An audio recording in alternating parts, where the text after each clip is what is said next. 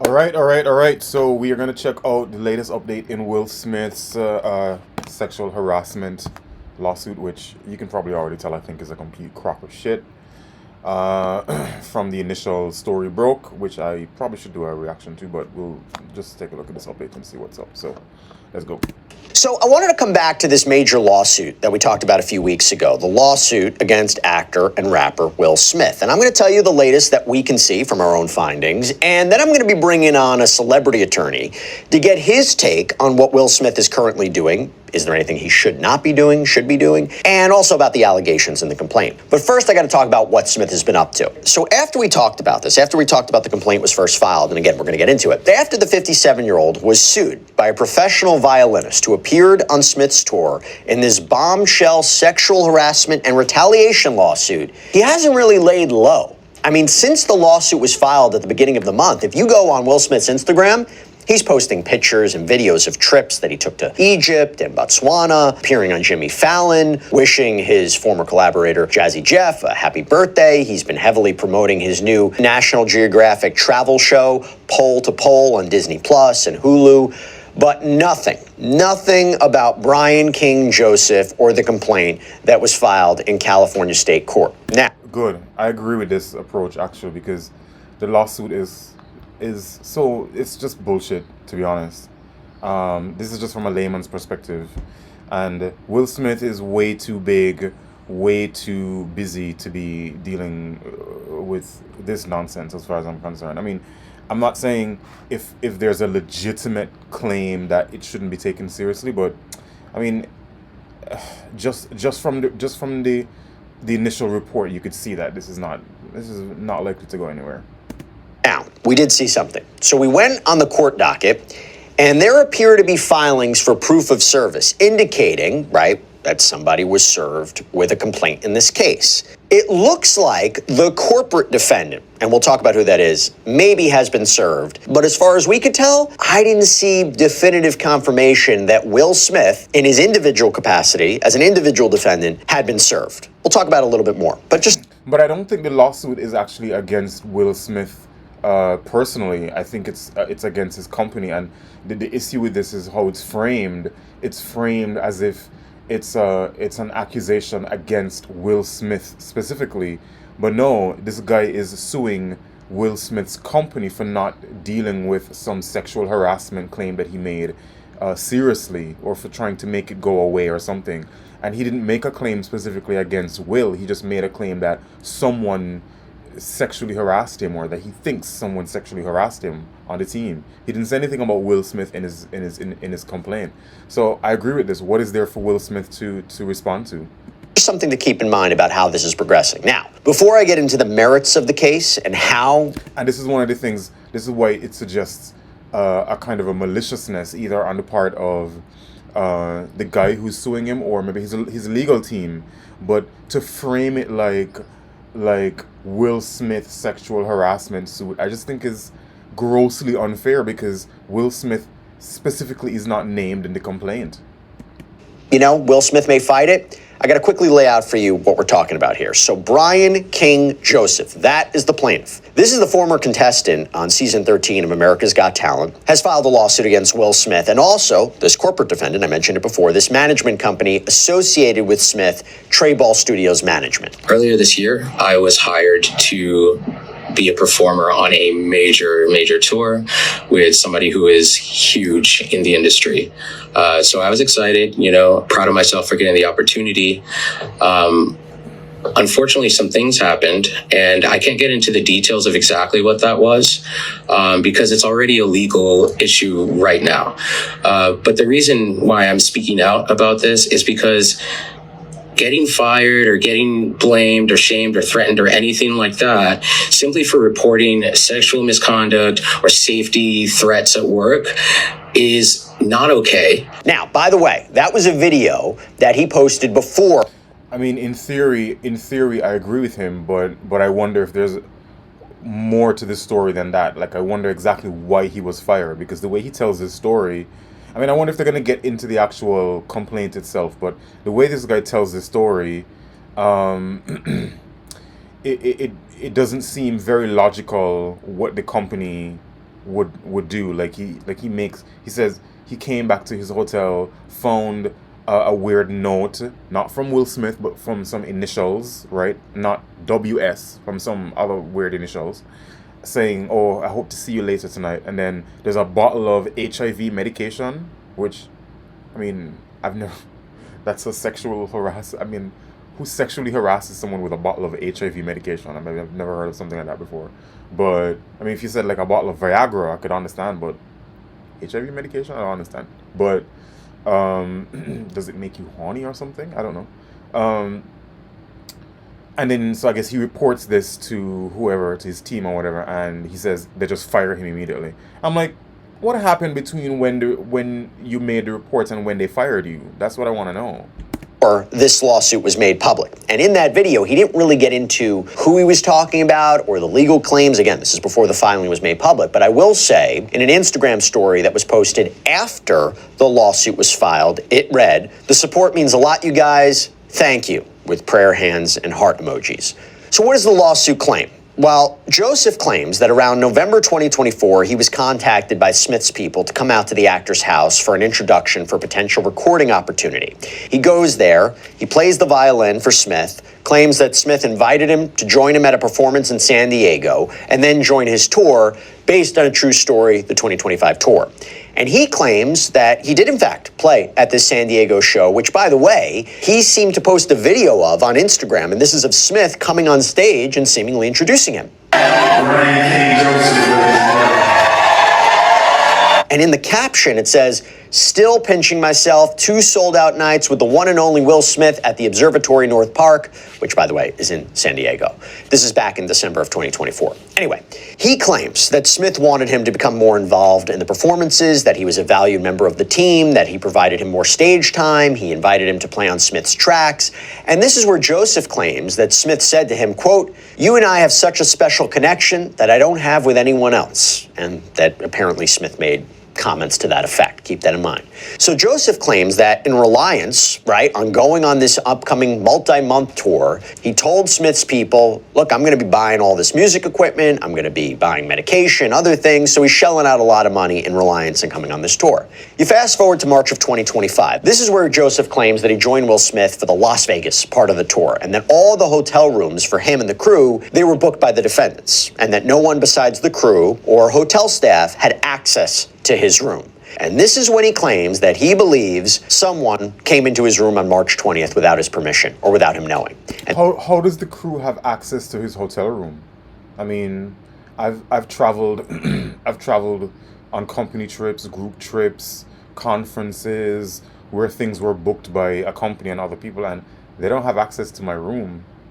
I mean, the only people who would have access to my room would be myself and the hotel room and the hotel staff, the maid or whatever. So that, I think, needs some further clarification. I've never heard of a situation where where you go on a trip with a company, the company books your room, and somebody else from the company has access to your room. That, has anybody ever experienced that? I've never done that, and I've been doing that for years. I've never seen that before. And that hotel security say there were no signs of forced entry. The only people, according to him, who would have been in there were supposedly Smith's management team. Now, how does he know that somebody was in his room? The complaint reads, quote, "The evidence included a handwritten note addressed to plaintiff by name, which read, 'Brian, I'll be back no later 5:30, just us,' and then a drawn heart, stone F. Among the remaining belongings were wipes, a beer bottle, a red backpack, a bottle of HIV medication with another individual's name, an earring, and hospital discharge paperwork belonging to a person unbeknownst to plaintiff. Plaintiff feared that an unknown individual would soon return to his room to engage in sexual acts with plaintiff." So Joseph claims that he immediately notified security. Okay, so let's just go back real quick and look at this list of items. Were wipes, I've never heard a beer anything bottle, more drawn simple. heart. "Brian, I'll be back no later 5:30, just us," and then a drawn heart, stone F. Among the remaining belongings were wipes, a beer bottle, a red backpack, a bottle of HIV medication with another individual's name, an earring, and hospital discharge paperwork belonging to a person unbeknownst to plaintiff. Okay. So, no, let's see what we have here. What is this? So we have a note saying, I'll be back later, 5:30, just us, okay, and a heart. Um, and he says, wipes, okay, a beer bottle. So is it an empty beer bottle? Or is the beer bottle full? I don't understand. A red backpack, okay. Was the red backpack empty, or is it that all of these items were in the backpack? A bottle of HIV medication with another individual's name, okay, but you're not saying who the individual is. An earring, okay, and hospital discharge paperwork belonging to a person unbeknownst to the plaintiff. So, is the name on the hospital discharge paperwork the same as the name on the bottle of HIV medication? Right? I mean, there's so much vagueness here for someone claiming sexual harassment and claiming, oh my God, something alarming happened to me. I would want to be a little bit more specific about all of these things. What is this, you know? And maybe I mean, okay, if he's telling the truth, fine, right? I'm not saying he's lying, but what a weird set of items. I mean, and also just the lack of clarity around the items too. It doesn't, something about it doesn't smell right. That's all I'm saying. Something doesn't smell right. Plaintiff feared that an unknown individual would soon return to his room to engage in sexual acts with plaintiff. So, because also presumably wouldn't that stuff have DNA on it? Wouldn't you have fingerprints? You know, if you were to like test these things out, you know. So if you came back and you saw this and you're like, all right, cool, this is something, you know. First of all, did you take a picture of it? I want to know, right? I imagine you must have. Did you keep all of the items? What happened to the items? Did you bag them in something or what? I'm very curious about this. Joseph claims that he immediately notified security and Smith's representatives about what had happened, that he, quote, obtained photo documentation, Okay. changed rooms, called the non-emergency police line as well. And then after all that, this is the main argument of his complaint. He claims he was then blamed and that he was let go of this tour by the tour manager, Tim Miller. And Interesting. Okay. So, well, let's hear more, because I'm starting to formulate a little bit of a theory about what could have happened if everything that he's saying is indeed true. I have a theory about what might have happened. it says, quote, when plaintiff requested for further reasoning, Tim Miller, acting on behalf of defendants, redirected the blame for the termination onto plaintiff, saying, I don't know, you tell me, because everyone is telling me that what happened to you is a lie, nothing happened, and you made the whole thing up. So tell me, why did you lie and make this up? Now, in the complaint, Joseph alleges that he was shocked by this accusation and that he submitted evidence and a timeline, but, quote, defendant never made any effort to verify if the safety concern was true or not. One call to the hotel security would have been sufficient. Instead, defendant was intent on firing plaintiff because he reported the attempted sexual assault. Miller also indicated in person and via email that the tour was, quote, moving in a different direction, which was part of the reason for plaintiff's termination. However, following plaintiff's report and termination, defendant hired another violinist to assume the same position on the tour. This hiring strongly suggested that defendant's stated reason for the termination was pretextual. And from there, the complaint reads, plaintiff further pleads on information and belief. The defendant's conduct goes beyond a mere failure to protect an employee's safety or a dispute over a claim. The facts strongly suggest that defendant Willard Carroll Smith II was deliberately grooming and priming Mr. Joseph for further sexual exploitation. The sequence of events, Smith's prior statements to plaintiff, and the circumstances of the hotel intrusion all point to a pattern of predatory behavior rather than an isolated incident. Okay, so here's what this is, I mean, okay. Let's try and put this together, because he's saying that he made this complaint to hotel security, so they should have some documentation of it. He said he obtained photo documentation of it, so I'm assuming he got the hotel staff to take photos and he made a statement or something like that, and then he alerted his company and his bosses and stuff, which I think fine, fair enough. You're saying then that they immediately fired you and accused you of lying and saying this is made up. Okay. One, I want to know what happened between the space of those two things, between you reporting and between them firing you. I want to know because it sounds like there's a big missing chunk of information behind here. They didn't just come the next day and say, "Hey, Brian, yeah, you're fired." Something happened in between there. Okay, so I want to know what you're leaving out, first of all, and secondly, um, I wonder if they didn't just come to the conclusion that everybody else I think must have come to, which is that this doesn't sound credible at all, and maybe the suspicion is that he is he's about to start some kind of trouble, like he's trying to start some sexual harassment thing against Will, and he's putting all this information there. He's putting all these this notes and these items and stuff to kind of suggest that, and he's pulling like a Jussie Smollett. That's kind of what it feels like. It feels very Jussie Smollett, where you're claiming this big thing, terrible thing happened to you, but the details of what you're offering are so shaky and vague and weird. It's like this just does not ring true at all. It doesn't feel right. It actually feels like a setup. And maybe, they're like, listen, this, and also, what is the actual harassment that you're claiming? I mean, you could claim that someone entered your room. Okay, fine. I mean, okay, maybe I guess if you said later, just us with a heart face, maybe that's enough for you to imply some sort of thing. Okay, fine. But the fact that you don't know who this is, you have no idea where this note is coming from. I mean, also, doesn't the hotel have footage? Is my question. So could it? I mean, if I were his bosses, I would immediately go to the hotel and say, yeah, run me the footage of that hallway between X hours and whenever between. So I want to see from when he left his room to when he came back, who entered that room. That shouldn't be very difficult to find. So, I mean, to me, it seems obvious that that evidence would be fairly easy to obtain, I imagine. So,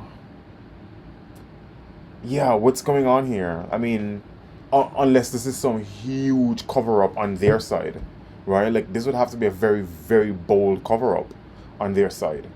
But also, the note in and of itself, it does not, I mean, what an awkward way to sexually harass someone. You know what I mean? And then him saying this thing about what Will said to him, or we have a connection that nobody else has. Okay, maybe. I mean, what does that mean? That's vague. It doesn't imply anything specific. There's no request being made. There's no offer. There's nothing else.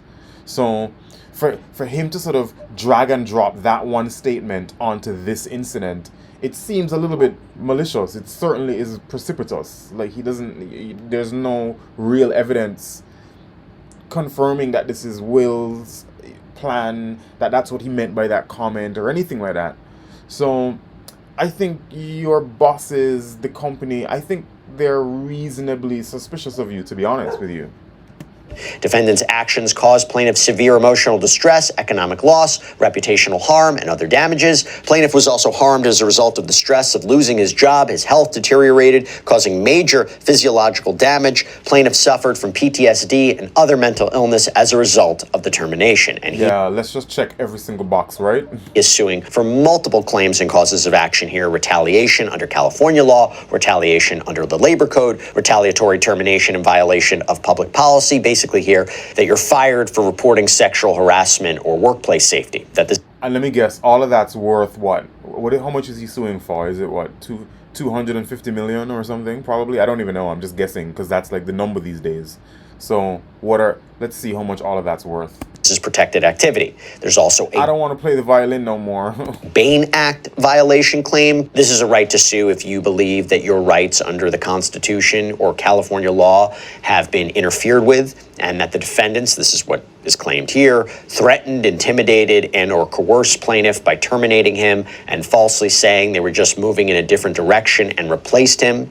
There is a Ralph Act violation claim. So this is where it protects people from violence or threats because of sex or sexual orientation. The claim here is the alleged intrusion into his room was a violent act or threat or intimidation of a sexual nature. Quote, the circumstances, including the personal nature of the items left behind, the note addressed to plaintiff, and prior statements by Smith to plaintiff, such as, you and I have such a special connection, support the inference that plaintiff believed that the substantial motivating reason for the unlawful entry and related conduct was plaintiff's sex and or sexual orientation. That is such a stretch, bro. That is so reaching. That is wild. That's to me, that's motivated entirely by money. It just looks like you're like, yo, this is a payday. Let's wring this for as much as we can. Let's make the most outrageous claim that we can and hope that it causes his franchise enough stress and enough like embarrassing attention that he's forced to kind of capitulate and just settle. So let's sue him for 250 million and let's hope that he settles for 100 million or something like that. That's kind of what I'm smelling here, to be honest. There's also a claim for sexual harassment in violation of the California Fair Employment and Housing Act, which essentially protects. So if when Will said to him, "Hey man, we have such a special connection," right? If that was so alarming to you, and it was such a violation, and he was grooming you, and he's violating you, and he's saying, "Why didn't you make the complaint at the first comment? Why did you wait until this second incident?" If the first incident is a clear pattern and a clear part of this harassment, why didn't you say something in the first instance? When Will said to you, "Hey, you and I have such a special connection," right? What did you say back to him? That's what I want to know. What did you say back? Did you say thanks? What did you say? How come that piece of the conversation is missing? To me, that's an important part of it, because if I'm claiming sexual harassment and I've been this guy has a pattern of sexually harassing me, right? And I'm establishing the beginning of this pattern as this conversation, this thing where he says, "Hey, you and I have a special connection that I don't have with anybody else." I would need people to know that, hey, I was so disturbed by this that I said to him, "Hey man, I don't think we have any special connection. I don't want us to have a special connection. That doesn't make me feel comfortable." You didn't say that. You didn't. What did you say? Is what I'm saying. Is what I'm asking. So why is that? Why is your response missing? So this is why I'm not really fully trusting this guy, because just his approach. I mean, listen, maybe he really legitimately, like, if someone broke into his room and put those items there and that note there, I think that could fairly constitute as some form of harassment. Maybe I mean, I think it's a reach. I think it's a stretch. I think it's a little bit weak. But I think in that moment you have reason to feel afraid, to feel uncomfortable. You know, to be wondering about what's going on this tour. Is somebody gonna? You know, I could understand you need to. I would want to change rooms as well. I would have reported it. I would have been like, "Hey, this is not okay. What's going on here is not. Something is making me feel very uncomfortable." I would feel very uncomfortable if I came back and found a note with all that stuff in my room, for sure. So if that is true, then I'm on his side in that sense. Like, yeah, that's legitimate, fair, and you know, you could even call it harassment, maybe. I think maybe technically it's probably something else. You know, it's not exactly harassment. Maybe it's some sort of I don't know. Maybe it's I don't know what it is, but I don't know the law in this sense, but harassment just seems like a stretch. I mean, certainly someone breaking in, you know, it's his privacy, it's whatever. It could constitute as maybe some type of a threat. There's something, you know, there's something there if that really happened. But him now tying it to Will's statement, which I think has nothing to do with this incident, I don't see the connection at all. And then also leaving out these big gaps in his own response to these incidents, it diminishes your credibility for me, man. I'm sorry. Employees from harassment or discrimination. It goes on to say that the government code makes it illegal for an employer or any other person because of sex to harass an employee. Further states an employer. And how do you prove that that's specifically because of, well, only because of sex? I thought you meant gender. May also be responsible for the acts of non-employees with respect to harassment of employees. And here, Joseph claims that he was employed by the defendants, that he was working out of California for preparing for the tour. So that's why California law violation and California jurisdiction, that someone broke into his room while on tour for the defendants, so course of employment, and that a note was left with the intent to engage in sex acts, a note left in his hotel room, a room that was assigned and arranged for by his employers, the defendants, and that they didn't do anything about it after Joseph reported it, and then he was fired for it. So throughout the complaint, Joseph discusses the harm that he suffered and the damages, and I went through that as well. Now, before I bring on Imran Ansari, a celebrity defense attorney, to talk about this, we actually sat down with Brian Joseph's attorney, Jonathan Delshad, in our previous episode of Sidebar. Here is part of what he had to say when I asked him to explain to me how this really connects back to Will Smith. I don't want to get ahead of my skis here because, again, we haven't done discovery. We don't know what the facts are going to bear out. But again, the allegations here so far, I think the main allegations in our complaint are that it's some type of retaliation for reporting sexual harassment. So that's the main thrust of the arguments here. Again, what was written on the note that was allegedly written on the note. Everything I'm going to say is allegedly because it's all based off of complaint, information, and belief at this point in time. You're spot on, by the way. That's the critical question in tying it back, meaning can we tie that back to Will Smith? But I think that there's a second option as well. That's just for the sexual harassment part of it. For the reporting, clearly it got back to Will Smith. I mean, that the reporting was reported to the tour manager, the right-hand man. Is that Tim Miller, by the way? Is that Tim Miller? Tim Miller. Okay. Right. Yeah. So why is that clear? What information do you have that suggests that Will was made aware of this clearly? How can you prove Will's awareness of this? And so that, that's, I assume you're not asking about the retaliation for the reporting. I'm assuming you're asking about, did he know that was in there? And then the question becomes, why is he retaliating for reporting? And that's the critical question here.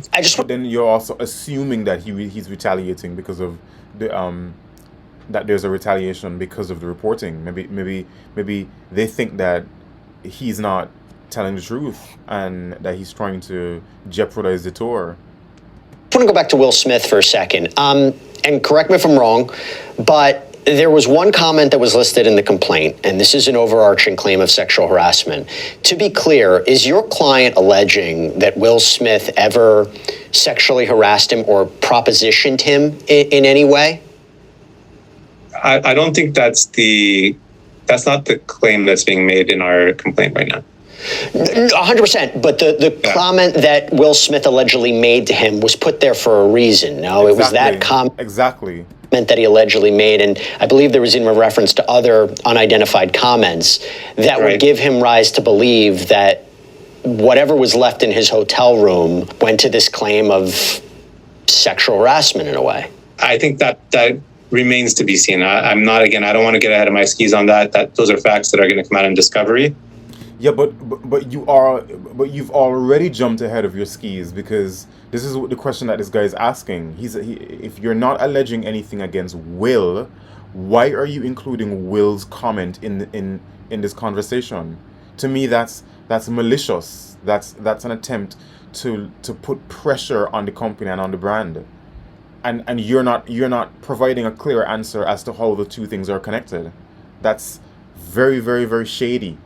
And you're asking me to kind of hypothesize on what may have happened in this case. And again, we're not asking you to hypothesize. We're asking you to rationalize. That's what we're asking you to do. We're asking you to rationalize how Will Smith's comment is related to his sexual harassment, because you're including it in a legal case against his company. now you're saying that that you are not making a claim of specific sexual harassment against Will Smith's person, but you've included a comment that Will Smith made to the guy as a justification for why he feels sexually harassed. So put the two things together. Don't just leave the gap there. You're leaving the gap there because you know the public is lazy and they're just gonna fill in the gaps and say, oh well, oh Will Smith, and they're not gonna look into it. That's some malicious stuff. As an attorney, our job is to advocate for our clients, to figure out the facts. At this point, the only side of the story I know is from what my client tells me. Sure. We want to do the discovery. We want to get into the weeds of this case. We want to figure out exactly what happened, who was involved in this. Listen, I can't talk to these people, because I will ask question. You'll get annoyed at me because I'm gonna ask you. I mean, if I realize that if I ask you a question and you did not answer it, I'm going to ask you again because I want the answer to the question. And if you refuse to answer the question, I'm going to ask you, why are you refusing to answer my question? And there's ways that we can figure that stuff out. Now, I'm also going to tell you that Smith's attorney, Alan B. Grodsky, said at the time of this lawsuit being filed, quote, Mr. Joseph's allegations concerning my client are false, baseless, and reckless. They are categorically denied, and we will use all legal means available to address these claims and to ensure that the truth is brought to light. Do not give that guy any money. I want to bring on acclaimed attorney, litigator to the stars, celebrity attorney Imran Ansari. He's represented L.A. Reid, 50 Cent, Harvey Weinstein, Russell Simmons. Thank you so much for coming on, Imran. It's been a minute. It's good to see you. Yeah, thanks for having me on, Jesse.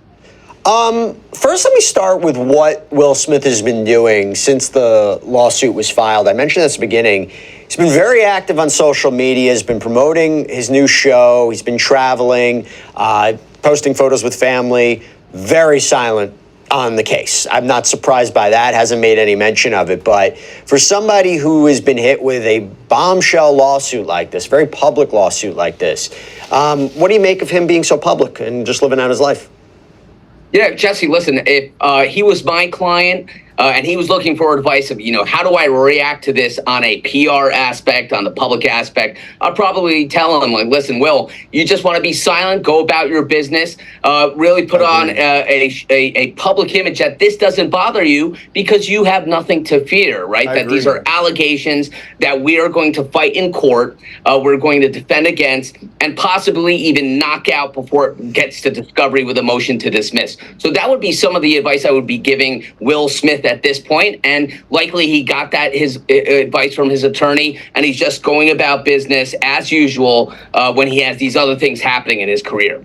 And do you think it's also because of the actual allegations he's facing? Somebody would look at the headlines and be like, oh my gosh, what did Will Smith do? But when you read through it, and I talked about it with the attorney who's representing the plaintiff in this case, it's not like necessarily Will Smith is accused of sexually assaulting or harassing the plaintiff and a quid pro quo scheme or anything like we've seen in recent history. I'll be straight up. I kind of questioned the attorney about it. I was like, show me the connective tissue back to Will Smith. And I got to tell you, it didn't feel that clear. I mean, I get it. I understand it from a... You guys are so nice. You guys are so nice. I swear to God. Like, the way that you guys talk is so charitable. I have to commend you guys. I struggle with that myself. I would just say, yo, he's full of shit. But you're like, yeah, the connective tissue just didn't seem that clear. Yeah, in other words, he's bullshitting. That's what that means. From a legal point of view, I understand it. But I think from an everyday observer, they might not be able to make that connection per se. And I wonder if that's the case. Maybe you see it, that's intentional and it's malicious. I see it the wrong way. But I also wonder if that might be dictating why Will Smith is just living out his life. Yeah, no, absolutely, Jesse. And, in preparation and coming on with you, I went back and I saw and I viewed your interview with that attorney. And I love that you used the connective tissue reference again, because I enjoyed that in your interview with him. And that's that, right? There's a connection. So they place Will Smith in this complaint. It's going to have that sort of shock value. It's going to be, something that they could put out there in terms of the publicity around the complaint. But ultimately in court, Are you going to be able to prove any real wrongdoing by Will Smith? And importantly, Jesse, that connective tissue, are you going to be able to connect Will Smith and his alleged actions, and it's sort of thin here in that complaint, with any harm that this plaintiff actually experienced because of his allegations, right? So I don't think they're going to get there. This is my opinion, Jesse. I'm reading that complaint. I see the allegation against Will Smith as an individual, that comment that he made allegedly about having a connection. But I don't know, and I don't think, again, my opinion. And the sad thing is, like, it's like this guy isn't even, this Brian guy, I mean, you don't, I mean, at least Jussie Smollett had like a whole, I mean, he had a fully baked story. His story was just bullshit. Your story isn't even fully baked, because I think you're just relying on the stupidity of people, especially like black culture, that you think, okay, well, you know, those people don't really look into things anyway. They're not gonna read between the lines. They're not gonna dig deep. They're just gonna sort of take the surface level stuff, and so you're just like throwing a bunch of things at the wall, and you know, assuming that people are gonna make the connections, which they probably will, but there is no connection at all. And that rises to the level of any liability. And in your interview, And I think Will Smith should sue him back. Because the counter would be, it's Will Smith. Everybody's working for him. He's in charge of this tour. He allegedly made a comment that could be taken either way. They seem to be suggesting it's one of many comments. And Joseph gets fired, and he believes he wasn't fired really because of any reason other than he reported this alleged instance of sexual harassment, potential sexual assault, because they hired another violinist, and that Will Smith had to have known about this, that Will Smith was behind it, and they couple it with the, you know, potentially odd comments that he made.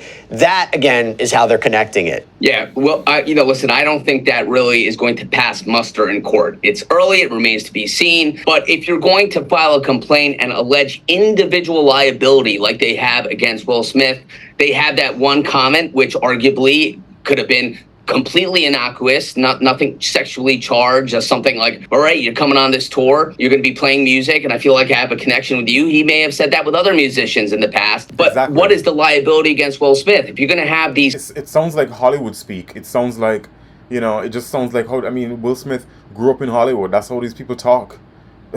Man, we just have such a connection. I just feel like our souls met each other in a previous... Of course, that's how they talk. What is your problem? These comments, and you allege and reference other comments, but you don't put that in the complaint, you know, that raises question marks. But the connection, right? Like, for individual liability here, I don't think that they're going to be able to show that. And when I listened to the interview with the attorney, he talked about upon information and belief, and of course, all these things that may be, you know, beefed up during this discovery, but you have to pass go to get there. And I expect that we would see a motion to dismiss coming out from the defendant's camp against this particular complaint, especially against the allegations and bringing in Will Smith as an individual. That's a good point, and I want to be clear about that. So you don't have to include everything in your initial complaint, but it has to meet a certain threshold for the lawsuit to keep on going, right?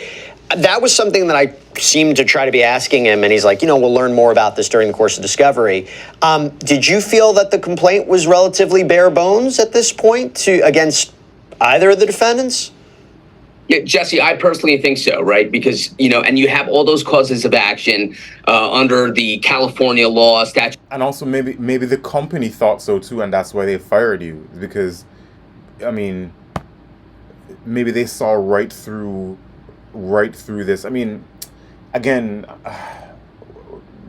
allegedly, right? Because I don't, like I'm saying, maybe what happened in his room was legitimate. It doesn't sound real, but maybe it actually happened. It's a very odd set of items to leave in someone's room if you're gonna try and imply that you want to have sex with them. I can't imagine. I mean, it almost sounds like a prank or something. It almost sounds like something somebody on set did, you know, to fuck with you or something, right? Maybe, I don't know. It sounds like some shit that people will do to, you know, I don't know, to harass, to annoy somebody, or to to haze somebody or something when they're joining a group of people or something, right?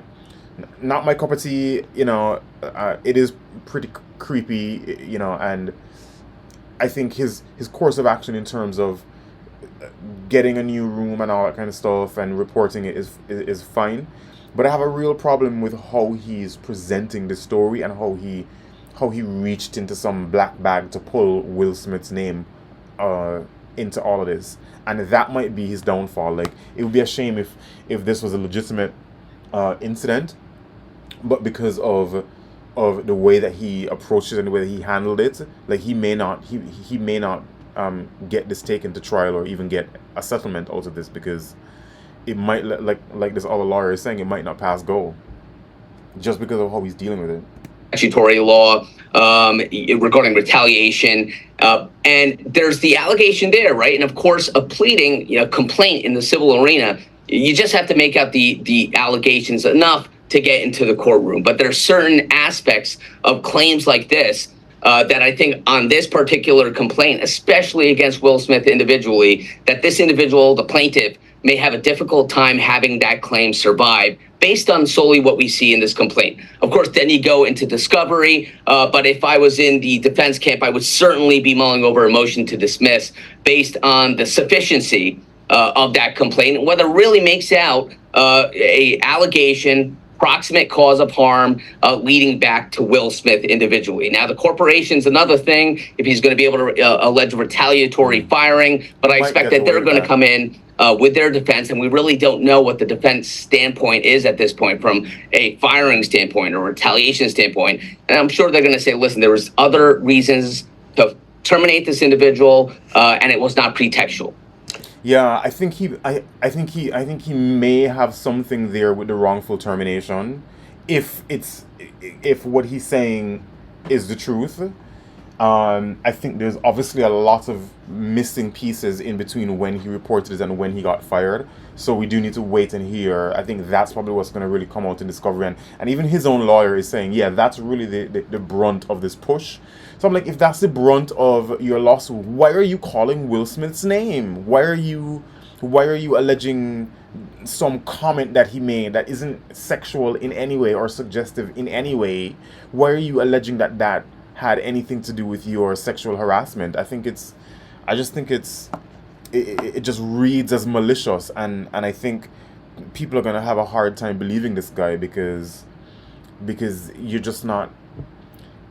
It doesn't seem like he's coming with open palms here, and it's a shame because, I think each one of these like high profile sexual harassment lawsuits, their outcomes have a great deal of bearing. It's like a cascading effect on other incidents that may or may not have been reported already or may not be in legal proceedings. So this is the challenge. It's when people are claiming sexual harassment and their target is money.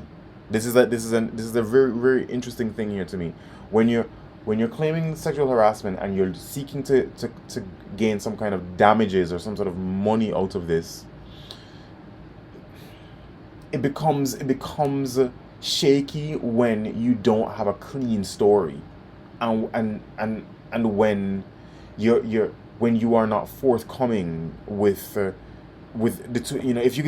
If you said, listen, Will and I, we flirted. We used to flirt. He used to say, oh, you have a strong, beautiful connection. And I used to say, oh, thank you, Will. I think I have a strong connection to you, too. And maybe a couple times during the tour, we exchange a few glances or something or whatever. Or maybe the opposite. Maybe you could say, hey, yeah, Will, he propositioned me several times. I turned him down. I told him I'm not really comfortable with it. And he tried again and again and again. And this is what he said. This is one of the text messages. This is a screenshot. This is something. You don't have to give us everything, but give us clear enough information that says, yeah, that is kind of a shady thing. Like, why would you tell somebody, yo, I like those that red thong that you're wearing riding up in your crack? Like, your boss shouldn't be saying something like that to you, right? To say to somebody, hey, I think we have a really special connection. I mean, that sounds just like stupid teammate stuff.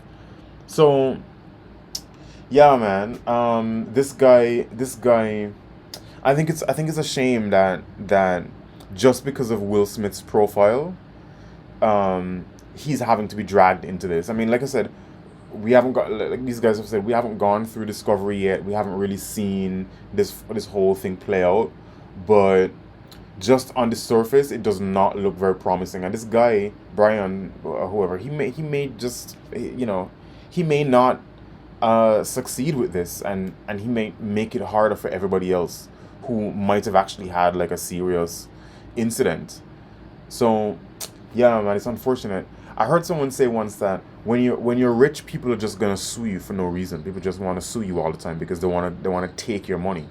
They see, you know, you they invite you over, you invite somebody over to your house for some kind of an event. Someone is walking up the stairs and they trip, and all of a sudden they're like, okay, yeah, good, I'm gonna sue this guy, I'm gonna get all of his money, and I'm not gonna have to work for the rest of my life, and I'm not gonna have to whatever. And they just start grasping, and maybe you know, the lawyers encourage them as well and say, yeah, yo, he said this to you, or that kind of constitutes, like, that's gonna make it seem like it's sexual harassment. We could really make this thing seem like. And then the whole idea is that the company is not gonna want to take this all the way to trial, so they're gonna settle and just give you some money. And for that, I hope he doesn't get any money. I mean, if that's what it is, if he legitimately was harassed in his room by some unknown person, right, and he was fired wrongfully, then I think there is where his case is. And if that's the case, then fine. Because if that happened to me, and I made this report to security and to the company or whatever it is, and they immediately fired me without any kind of investigation, without any sort of, I mean, taking it seriously in any way, without hearing my side of the story, without showing any concern, anything at all, then yeah, I think you'd owe me some money. And if that's what happens, then I hope he gets his money for that, if that's what really happened. But my suspicion is that there's a whole lot more that happened in between him reporting and when they fired him. And I want to know what the company has. I want to hear what their side is. So I guess we're going to be seeing this play out for I don't know how much ever longer. I hope that Will Smith's company does not capitulate to this guy, because I'm really fed up of seeing people use sexual harassment and the whole Me Too thing and whatever as a getting rich scheme. I really, really hate it. If something legitimately happened to you, then I think you're entitled to justice and you should be taken seriously. But for the people who are just grifting and who are just trying to make a payday, shame on you. And I want to see you not get any money. And maybe this is gonna ruin the rest of your career too, bro. Like who's gonna I would never hire you after this. Are you kidding? I don't want you on my tour. Hell no. I don't want you playing anything for me. I don't want you playing at a fucking 10-year-old's birthday party. I don't want you playing anything. I don't want you working. Go start a YouTube channel and play violin on your YouTube channel. I'm not gonna hire you for anything because you seem like a problem. You're coming off as a problem. So yeah, man, you need to be careful. You need to be careful with that kind of stuff. But anyway, I guess we'll see.